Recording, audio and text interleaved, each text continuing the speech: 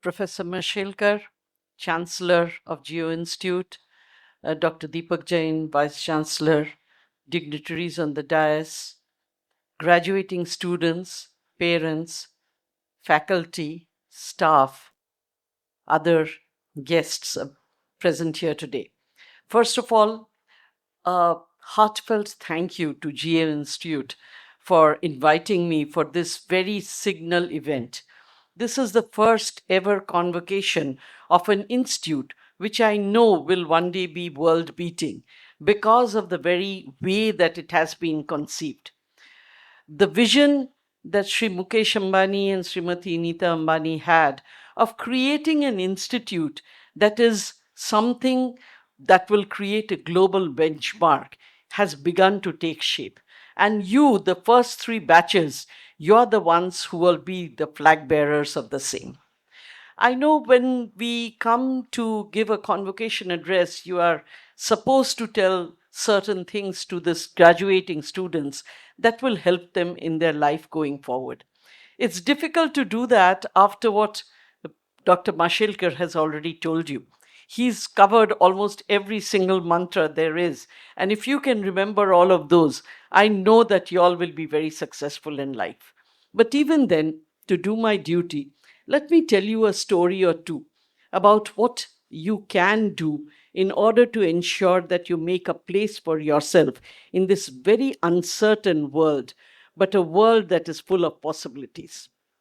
So, to go back to the story, there was a time, and this is a story from the Mahabharata, one of our epics, which is a storehouse of knowledge.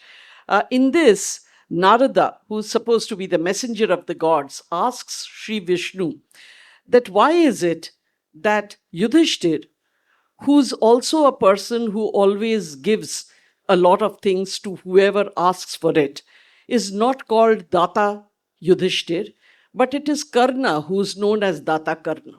Why is it that this is the case? And Vishnu said, come, let's go there and I will show you why. So they took the disguise of two mendicants and they go to Raja Yudhishthir. Yudhishthir had still got his kingdom at that time. And they say that our father has passed away. We are poor Brahmins. His last wish was that he should be cremated on a pyre of sandalwood. This was the month of Shravana, and it was raining everywhere. So Yudhishthir said, your wish is my command. I will give you the sandalwood that you desire. Please rest. And he sent his people all over the place. The people came back after 3 days and said, we are sorry, we can't find a single piece of dry sandalwood. We are not able to bring it. And Yudhishthir comes and apologizes to these mendicants and says, we are really, really sorry, but we can't find dry sandalwood to give to you. So then Vishnu and Narada make their way to Karna and they repeat the same request. And Karna does the same. He sends his people all across the place. And 3 days later, it's the same result. His people come back and tell him, it's not available. Such wood is not available right now. It's raining so hard.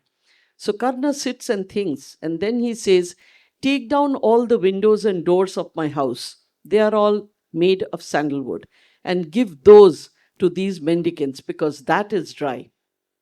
And when they leave from there, Vishnu turns around and tells Narada, now you know why he is called Data Karna. The reason why I tell this story is, whatever is the job given to you, learn to excel at it. Learn to think out of the box. Learn to really be such that you can be relied upon to do something which will actually give the solution. If you can do that, believe me, you will not have any competition. Your space, in whichever space you wish to be, will be completely assured. Let me now tell you just the second story, and I will end with that one. The second story is of a coach. This is something, it's an Insta reel that was sent to me by one of my colleagues, and I liked it very much, so I'm repeating it to you. This is about a coach who's asked by a young girl who wants to run the 100-meter race to coach her. And he takes her on, he coaches her for 3-4 months, and then the first race occurs. There are 8 participants in the race. This girl is also there. They run the race. And she's very sad because she comes in last. And she comes to the coach and she says, I'm sorry, I failed you. And the coach says, no, you haven't. So she says, how is that? So he says, see, I had you down for 19 seconds. I had you down for breaking the 20-second barrier. I had you down for 19 seconds. You actually ran the race in 18 seconds. So do you realize that this is your career best?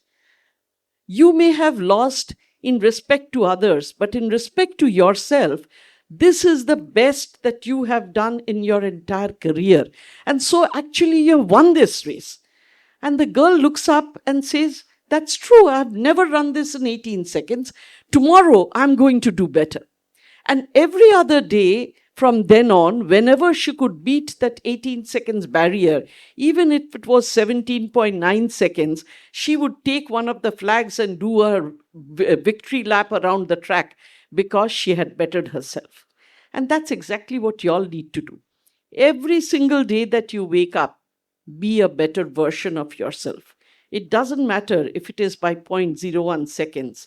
But if you continue to improve on a regular basis, you can then actually realize your full potential. So that is what I will leave you with.